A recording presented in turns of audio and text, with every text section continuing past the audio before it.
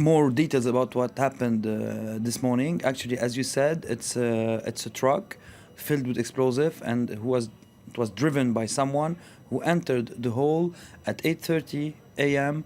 at the moment that these police students, it's a police academy, were gathering, and it's the coastal police. So the Marine, if I may say so. And he activated his charge, and we have more than 60 dead people. We have more than 100 injured. And we know that it's the first time that it happens in Zleten. It's the first suicide attack in Zleten. There has been fightings among several groups around the town or in the town of Tarhuna, not very far away. And with the town of Misrata, of course, because Zleten is like 70 kilometers away from Misrata. Misrata, which is loyal to Tripoli and not to Tobruk. So there was ongoing fighting, but this is a first for a kamikaze attack. It's really a first, and it's the first attack that causes this much casualties.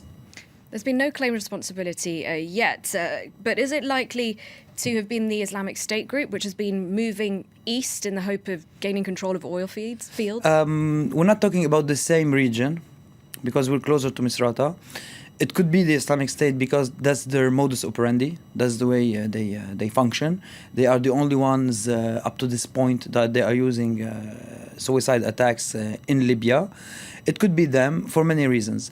As you said, because they are making a push towards the east, even if it's not the same region. So it goes in the dynamics of the fight, because Misrata, the town of Misrata, the militias of Misrata supported the militias defending the oil facilities against the Islamic State. So it could be a kind of retaliation. It could be that, or it could be just business as usual, if I may say. So, because they are fighting everybody there, and they already fought with people with militias from Misrata many times. They fought with them to take over Sirt. They fought with them to take over Naufaliya. So it's the same dynamics of the same war. Because if of course it's claimed by the Islamic State, it will prove that it's also the same dynamic as in Syria, as in Yemen, and even as in Afghanistan, where they are fighting everybody in order to install their order. Because for example, the forces of Fajr Libya are close to the Islamic Brotherhood. And Haftar is the military, and they are fighting both. They are fighting Haftar in the region of Benghazi, they are fighting him in Derna, and they are fighting people close from the Islamic Brotherhood in Misrata and today in Zleten. So it's a full-scale war that they are fighting there, following a very precise plan thought by them, by the leaders of the Islamic State more than a year ago, because they sent people to Libya. They sent one of the most prominent military leaders, an Iraqi, to Libya in order to organize things there. He got killed by the states on the 13th November after a strike by drone in the town of Derna, which proves they are putting many of their assets in order to have a stronghold in Libya, which goes in a parallel way of what's happening in Syria and Iraq, because the plans are more than a year old.